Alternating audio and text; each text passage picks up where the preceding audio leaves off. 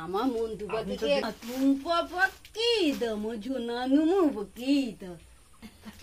ধরে রাখতে হচ্ছে লক্ষণ লক্ষণ। গুড মর্নিং সবাইকে, আমাদের চ্যানেলের নতুন একটি ব্লগে সবাইকে ওয়েলকাম। আজ জামাই ষষ্ঠী, চলছি আমরা তারই উদ্দেশ্যে। মাঝে বসবে, আমি তো মাঝখানে পা দিয়ে বসবো না। যাবি না থাকবি?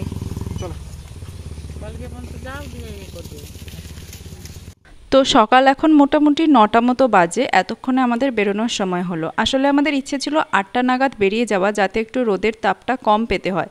কিন্তু ছোট বাচ্চা থাকলে যা হয়, ওকে ঘুম থেকে তুলে অল্প কিছু খাইয়ে বেরোতে বেরোতেই 9টা বেজে গেছে। তো আমরা এখন যাচ্ছি বালিঘাই স্ট্যান্ডে। ওখান থেকে একটু মিষ্টি নেওয়ার আছে। ফল আগের দিনই কিনে রাখা ছিল, শুধু মিষ্টিটা নেব। আর বাবা বলেছিল পছন্দসই মাছ নিয়ে যেতে, বাবা গেলে টাকা দিয়ে দেবে, কারণ বাবাদের ওই গ্রামের ওই দিকে ভালো মাছ খুব একটা পাওয়া যায় না। আর বাবা আগের থেকেও মাছ কিনে রাখেনি, তাই আমাদের বলল এখানে ভালো মাছ পাওয়া গেলে ওটা নিয়ে যেতে। এদিকে আমরা বিশ্রামাগারে গিয়ে ওখানে ওয়েট করছি। ওর বাবা গেছে বাজারে। আর পেছনে যে দাদুকে দেখতে পাচ্ছ, ছেলের ওই দাদুর সাথে বেশ ভালো ভাব জমেছে। তো ওই দাদুর সাথে ও কথা বলার চেষ্টা করেছে। দাদুর মুখে আবার একটা বিড়িও দেখেছে।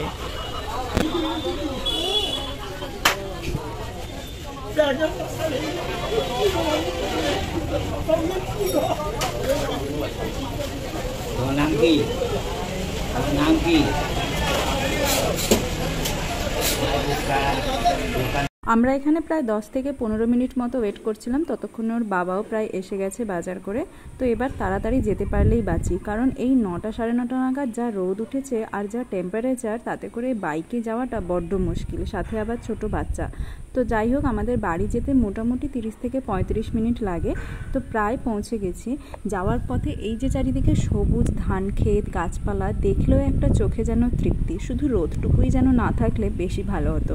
তোমাদের যেতে যেতে একটা জিনিস দেখাই। জিনিস বলতে একটা জায়গা। এই যে স্কুলটা দেখতে পাচ্ছ, এটা একটা প্রাইমারি স্কুল। ছোটোবেলায় আমি ক্লাস 1 থেকে 4 পর্যন্ত এই স্কুলেই কিন্তু পড়াশোনা করেছি। তারপর ক্লাস 5 থেকে আমি কলকাতায় গিয়েছিলাম। বাকি লাইফটা আমার ওখানেই কাটে। আর তার পাশেই এই যে হাই স্কুল। যদিও এই হাই স্কুলে পড়ার ইচ্ছা আর আমার ছিল না পরে, কারণ কলকাতায় যাওয়ার খুব ইচ্ছে ছিল। যাই হোক, এই বলতে বলতে আমরা বাড়িতে পৌঁছে গেলাম। আমাদের বাড়িটা কিন্তু মাটির এখনও। আগে বড় বড় মাটির দোতলা বাড়ি ছিল। পরে যখন বন্যা হলো 2008 সালে, সেই সময় বাবা বাড়িটা যেহেতু নষ্ট হয়ে গেছিলো কিছুটা, ওটাকেই ভেঙে ছোট করে দিয়েছে। কারণ ঠাকুমা দাদু তখন একা থাকতো, তো ম্যানেজ করা অসম্ভব হয়ে যেত অত বড় পুরনো ভাঙা বাড়ি। সেই কারণেই বাড়ির সাইজটাকে ছোট করে দিয়েছে। আর সামনে ডান দিকের এই খোলা জায়গাটা বাগানের মতো করে রাখা হয়েছে। এটাতেই আগে পুরো বাড়িটা বড় আকারে ছিল আর কি।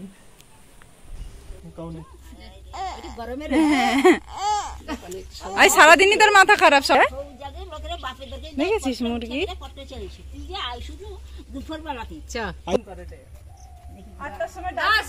জামাই হইতে পারেনি বলে তার দীক্ষ। জামাই ঘরে তার ঘুম ভাঙেনি, কোন রকম জোরমার করে কি উঠকিতে হয়েছে, খাবেনি, সাজবেনি, কিছু করে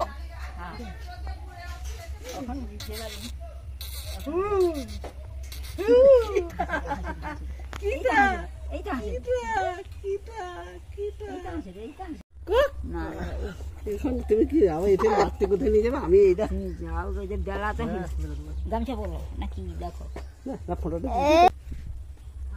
এই যে আমার ঠাকুমা, বয়স প্রায় এখন 86 বা 87 হবে। এই বয়সেও একটা মানুষ কি করে এখানে একা থাকে, আমরা সেটাই ভাবি। মানে শরীরের জোর যতখানি না, তার থেকে কিন্তু মনের জোর অনেক বেশি। মানে বাবা কাকা সবার কাছেই যায়, কিন্তু ওই 1-1.5 মাস থাকে, তার বেশি থাকতেই চায় না। ওই আগেকার দিনে মানুষদের মানসিকতা যেমন হয়, স্বামীর বাস্তু ভিটে ছেড়ে কোথাও বেশি দিন থাকবে না। এদিকে আমার ছেলের কাণ্ড দেখো। এ দাদু তাল ফলে কম দরজায় গতি দৌড়া লাগি ধরে ধরে ধরে ফ্যান চলছে যদি গরমে না। এটা দাদুর লাঠি বাবা। দাদু না, এটা মাছি না, আমার দাদু। ছেলে এসে মোটামুটি ওর কাজ শুরু করে দিয়েছে। চারিদিকে যা জিনিস দেখছে নতুন নতুন, ওগুলো নিয়েই টানাটানি করছে। বাচ্চাদের যা কাজ হয় আর কি। ও এর আগেও এখানে 2বার এসেছে এই বাড়িতে, কিন্তু তখনও বেশ অনেকটাই ছোট ছিল। মানে তখনও হাঁটতে শেখেনি। এবার বাচ্চারা যা হয়, হাঁটতে চলতে পারলে তো চারিদিকে বাড়িতে যা জিনিস থাকে সব টেনে এনে সেগুলো নিয়েই খেলার চেষ্টা করে। তো ওর বাবা এখানে এসে একটু রেস্ট নিচ্ছিল। এটা আমাদের একটা ছোট রুম। আমাদের মোটামুটি এখানে 3টে রুম আছে ছোট বড় মিলিয়ে। ঠাকুমা যেহেতু একা থাকে হয়ে যায়, আর বাবা মাঝে মধ্যে আসে, আমরাও মাঝে মধ্যে দেখা করতে যাই। তো সেভাবে যেহেতু বেশি লোকজন থাকে না, তাই বেশি আর বড় করা হয়নি। আর মাঝখানে এটা ডাইনিং কাম ড্রয়িং রুমের মতো, কিন্তু ঠাকুমা এখানে একটা ছোট্ট খাট পেতে রেখেছে ঠাকুমার সুবিধার্থে। এটা হলো রান্নাঘর। পিসি এখানে ফল কাটছে, ওই ফোঁটা দেওয়া হবে তারই আয়োজন চলছে।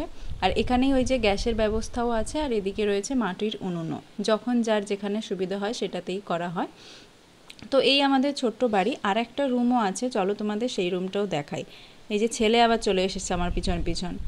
এই যে আর একটা রুমও এখানে আছে, এখানেও খাট আছে। মোটামুটি খাটের ওপর এখন জিনিসপত্র আছে, যেহেতু এই খাটে শোয়ার মতো এখন কেউ নেই, মারা তো কয়েকদিন হলো মাত্র এখানে আছে।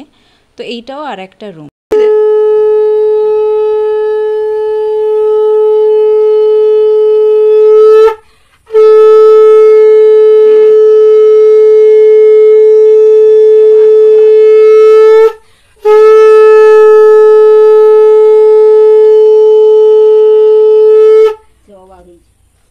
বাবাকে আমার কি করা হয়, ভয়েসে যাবে নিয়ে যাবে।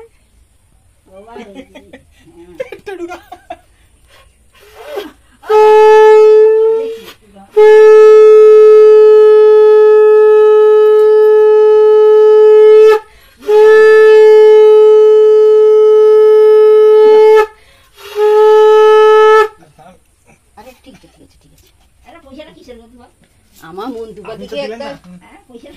মন্টু পাখিকে একটা ফোঁটা লাগিয়ে দি। আমার মন্টু পাখিকে বকলি বকলি আমার মনু পাখি, আমার ঝন্টু পাখি, আমার টুম্পা পাখি, আমার ঝোনানু পাখি, মাথা ঠান্ডা হবে। তাপা টিপানি পাখি দাদু। এটা কি ওটা কি ধরে রাখতে হচ্ছে। লক্ষণ লক্ষণ লক্ষণকে কইছে ধরতে, আমি কিন্তু ধরি রইবা। শুনুন, এটা এটা এটা ঠাকুমার এটা কিছু। হ্যাঁ, আমার আবার কি এ বাবা। দাঁড়া দাঁড়া কেমন আছে কি আছে? দেখি দেখি দেখি হাতি দেখবে, সরো সরো সরো দিচ্ছি। ভাই একটু দাঁড়াও, একটু দাঁড়াও। আয় হ্যাঁ, দাঁড়াও দাঁড়াও। আমার কি কি বাবা? আসো তুমি এদিকে আসো। আমি সে কি আমার কি কও? তুমি আসো বলছি। অনেক দিন পরে আমরা গিয়েছিলাম, সেই জন্য ঠাকুমা পিসির জন্য আমরা শাড়ি নিয়ে গেছিলাম। কারণ জামাই ষষ্ঠীতে গেছি, ওনারাও তো যেহেতু শাশুড়ি মা সম্পর্কে হয়, সেই কারণে ভাবলাম যে ঠাকুমার পিসির জন্য একটা করে শাড়ি নিয়ে যাই। গরম পড়েছে, খুব একটা ভারী শাড়িও নয়, আর ঠাকুমা পিসি খুব একটা ভারী শাড়ি পরতেও পারে না। ভজ ধরে নে তো, ভজ ধরো তো ভজ। ও এটা ঠিক না, টাকাটা তো চিনে। পুরি গেল রে। ফেলে দিলি তো নে, এটা নে। হ্যাঁ তোমার একটা। গরমে সবার সুতার শাড়ি। দিতে হবে সবসময়। হ্যাঁ কি হবে পয়সা? তোমার দরকার যাবে, যা পারো তা কিন্তু না দিয়া নিয়ে কিছু করতে হবে না। তোমাদের একটা কথা বলে রাখি, তোমরা কিন্তু এখানে অনেক কথাই শুনতে পাচ্ছ, যেগুলো সেগুলো আমাদের এখানকার সব আঞ্চলিক ভাষা। আমরা গ্রামের বাড়িতে এখানে এলে কোনো বাংলা ভাষা না বলে এগুলোই বলি। আমি যখন টাকা বাবা কাজু কি খাবে কি খাবে? হ্যাঁ কি দাও? কি দাও? আমার মনুকে তো আশীর্বাদ করে দি। আমার মনুকে তো একদম গলে আশীর্বাদ, ভালো তাও বড় তাও ছোট হোক। না এটা এটা দাদা দিয়ে আছে তো রান্না করে। এটাও না, তাহলে কোনটা? তুমি নিয়ে না, কি নেবে? দইটা সরিয়ে নাও। দই খাবে তো, নাহলে দই দাও। ভাই রে, আচ্ছা নাও ভাই রে। তো এখানে ফোটার পর্ব শেষ। মোটামুটি সকালের ওই মা টুকটাক খাওয়ার আয়োজন করেছে। মাকে বলেইছিলাম যে বেশি কিছু করতে না, ওই ফল মিষ্টির ওপরই করতে। মা তা সত্ত্বেও সিমুইয়ের পায়েসও করেছে, তো আমরা সেগুলো খাচ্ছিলাম। আর আমারও এখানে ভালো ইনকাম হয়ে গেছে, আমার আর ছেলের। আর বাবা প্রত্যেক বছর আমাদের ক্যাশ টাকাই দিয়ে দেয়, কারণ বাবা বলে যে যে যার নিজের পছন্দ মতো কিনে নিবি। আর এই যে নাত জামাই এদিকে ঠাকুমাকে ওর প্লেট থেকে মিষ্টি দিচ্ছে। তো সবাই মিলে এখানে খাওয়া দাওয়া করছিলাম, আড্ডা মারছিলাম। মা তো বললো যে রান্না মোটামুটি করেই ফেলেছে যতটা পারা যায়, শুধু ওই মাছ আর মাংসটা করা বাকি। তো ও খেয়ে উঠে মুরগিটা মেরে কেটে দিলেই মা ওখানে মাংসটা বসিয়ে দেবে। আর আমি খাচ্ছিলাম শুধু সিমুইয়ের পায়েস, কারণ বাড়ি থেকে আমি ভাত খেয়েই বেরিয়েছিলাম, তো আমার আর কিছু খেতে ইচ্ছে করেনি। এদিকে আম লিচু এগুলো এনেছিলাম, এগুলো ঠাকুমাকে দিয়ে দিলাম। তুমি কি স্নান করে নেবে এখন ছোট? কি করবে? জল ফেলে দেবে? জল ফেলে দিচ্ছ কেন? হ্যাঁ স্লিপ করবে বাবা, ভিজ পুরোটা, জামা প্যান্ট ভিজা, গরম। তো এদিকে জল নিয়ে ঘাটাঘাটি করছে বাচ্চারা, যা হয় জল পেলেই যেন সব থেকে ওরা দামি জিনিসটা পেয়ে গেছে। একটা জিনিস দেখাই তোমাদের, এদিকে হয়েছে আমাদের এই যে পুকুরটা, বিশাল বড় একটা পুকুর, আর চারিদিকে এই যে সবুজ আর সবুজ। ছোটবেলায় এই পুকুরে অনেক স্নান করেছি আর অনেক স্মৃতি এই পুকুরটা জড়িয়ে আছে। তো পুকুরের ধার থেকে এসে এখানে মাংস কাটাও হয়ে গেছিলো, ততক্ষণে মা এদিকে রান্নাটা বসিয়ে দিয়েছে। আর মা আমাকে বললো দই মাছটা আমি গ্যাসে যেন একটু করে দিই, তাহলে তাড়াতাড়ি হয়ে যাবে, কারণ পিসে মশাইও আসবে 12টা নাগাদ, তো 12:30 নাগাদ উনি খান। তো সেই কারণে আমি মাকে একটু হেল্প করে দিয়েছিলাম। সবার খাওয়া দাওয়া হয়ে যাওয়ার পর আমাদের খিদে ছিল না, কারণ আমরা যখন মাংস কষা হচ্ছিলো ওটা খাচ্ছিলাম, সেই কারণে খিদেটা একটু কম ছিল। তাই সবার খাওয়া হয়ে যাওয়ার পর আমি আর ও খেতে বসলাম, আর মা তো সবার শেষেই খেয়েছে। মা আমাদের এদিকে পরিবেশন করে দিচ্ছিল 5 রকমের ভাজা, ঝিঙে আলু পোস্ত, দই মাছ, দেশি মুরগির ঝোল। তো এখানে মাটির রুম যেহেতু আলোটা একটু কম পড়ছে, তো ছেলে এদিকে ঘুমাচ্ছে আর আমরা দুজন খেতে বসেছিলাম। আমরা এই মুরগিটা নিয়ে যাবো বাড়িতে, বাড়িতে ফিস্ট হবে। মাছ কেন? কি করছো বাবা? ওই মুরগিকে বকছো? বাবা মুরগি কাঁদবে না?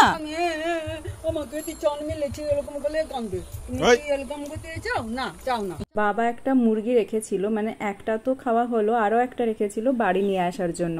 তো ছেলে ওটার সাথেই খেলছিল এখানে। আর আমাদের বাড়ির এখানে কারি পাতার গাছটা দেখো কত বড় হয়েছে। তো ভাবলাম যে কিছু কারি পাতা বাড়িতে নিয়ে যাই। কারি পাতায় কী করি বলো তো, শুকনো কড়াইতে অল্প তেল দিয়ে একটু ভেজে রেখে দিই আর ওটাই খাই। আর আমাদের এই বাড়ির মন্দিরের ভেতরটা একটু দেখিয়ে দিই। এই যে বেদিটা দেখছো, এখানেই কিন্তু প্রত্যেক বছরে একবার, প্রত্যেক 1 বছর অন্তর এখানে আমাদের চণ্ডী পুজো হয়। তো সবাই তখন আসে, রিলেটিভরা, বেশ মজা হয় সেই সময়টা। তো ছেলে এদিকে মন্দিরের ভেতর ঘুরে দেখছে, আর এদিকে ঠাকুমা ফুল গাছও বেশ অনেক লাগিয়েছে দেখছি। বলো কি বলছো?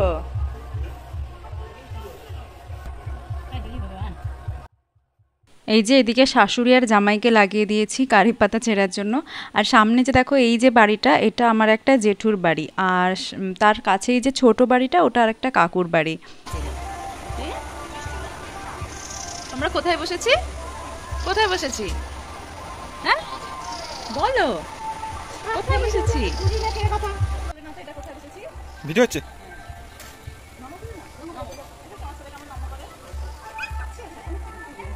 মন্দির নিব নানি। এই গোবর্ধন, এই গোবর্ধন, আরে কি দিব তোকে? দেখো এটা ধূপ দেবো, ধূপ এখানে ধূপ দেবো। নম কেমন করে ধূপ দিয়ে? এটা ধূপ দিতে হয়। তো এরপর একটু সন্ধে হতেই আমরা মন্দিরে প্রণাম করে বেরিয়ে পড়লাম, বাড়ি ফিরতে হবে, কারণ এরপর বেশি সন্ধে হয়ে গেলে ছেলেকে নিয়ে রাস্তায় আসবো, তো বেশি অন্ধকারে তাই আর আমরা আসবো না ঠিক করেছি। সেই জন্য মোটামুটি 5:30 পৌনে 6টা বাজে, আর ও তো হাফ প্যান্ট পরেই বললো চলে আসবে। এত গরম, ওর আর ফুল প্যান্ট পরে আসতে ইচ্ছেই করছিল না। তো সবাইকে প্রণাম করে এরপর বাড়ি আসার পালা। মনটা তো খারাপ লাগে, এবারে গিয়ে থাকতে পারলাম না। প্রত্যেকবার গিয়েই প্রায় থাকার চেষ্টা করি একটা রাত, কিন্তু যেহেতু পরের দিন আমার স্কুল আছে, তাও আবার মর্নিং, সেই কারণে চলে আসতে হলো। তো ছেলে এদিকে টাটা করে দিচ্ছে। তো আর জানি না কবে আসবো এই গ্রামের বাড়িতে, কারণ প্রায় অনেক মাস পর এলাম, বলতে গেলে 1 বছর পরই এলাম। কারণ গত বছর জামাই ষষ্ঠীও এখানেই করা হয়েছিল। তো এবার আর কি, বাড়ি ফেরার পালা, আবার ওই সবুজ রাস্তা ধরে। ব্লগটা তাহলে এখানেই শেষ করছি। যদি ভালো লাগে অবশ্যই একটা লাইক করবেন আর চ্যানেলটা সাবস্ক্রাইব করবেন। দেখা হবে পরের কোনো একটা ব্লগে। ভালো থাকবেন, সুস্থ থাকবেন, সবাইকে ভালো রাখবেন।